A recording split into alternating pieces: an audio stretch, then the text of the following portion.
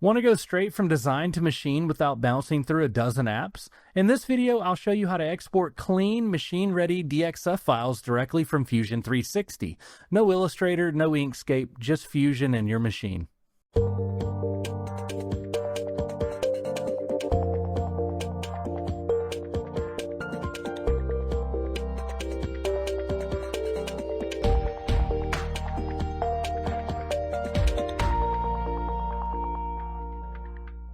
Hello everyone and welcome back to the Maker's Workbench. Many makers struggle with exporting files from CAD software for using on machines like laser cutters or vinyl cutters. You end up with broken lines, extra nodes, or curves that don't render right. Fusion 360 has a built-in way to export DXFs cleanly if you know how to set it up. So let's get started and I'll show you how to do that. Okay, let's get started. The first thing we need to do is create a new sketch on the bottom plane, and then we need to draw something we want to cut on our laser. For demonstration purposes, I'm going to draw a 200 millimeter circle. So I'm going to press C for circle, and then I'm going to draw a 200 millimeter circle. And then on the inside of that 200 millimeter circle, I'm going to draw a 100 millimeter circle. And then just to make the SVG a little more interesting, I'm going to add a ring of circles on the inside here. So we're going to click at the top of the circle here and create a construction line all the way down to the next circle, and then we're going to click that line to highlight it, press X to turn it into a construction line. This is important for later.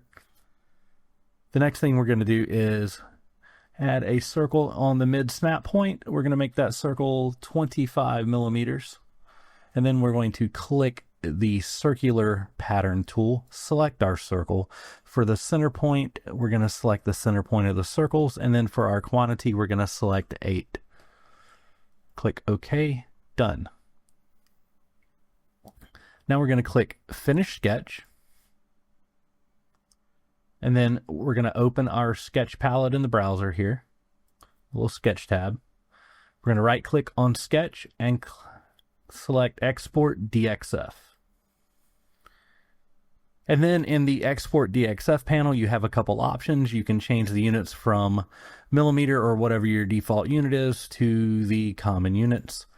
And then you can also toggle visible geometry that is exported in the DXF.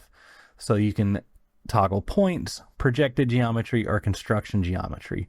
I'm going to unselect construction geometry because we don't want the construction line that we used earlier. I'm going to click OK. It's going to ask me what I want to save this as. I'm going to save it as circles.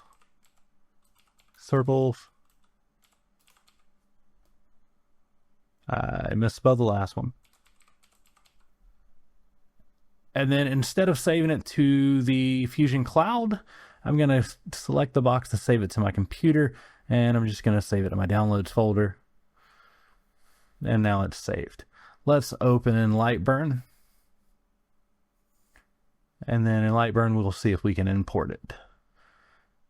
So go to File, Import, and then Circle, Circles, Circle DXF. Let's open that, and there is our circle. For demonstration purposes, we'll also open xTool Creative Space. And then in xTool Creative Space, we're going to open a new tab. We'll let our tab load. And then we'll import the same image. Circle, circles, circles, DXF. And there is our DXF.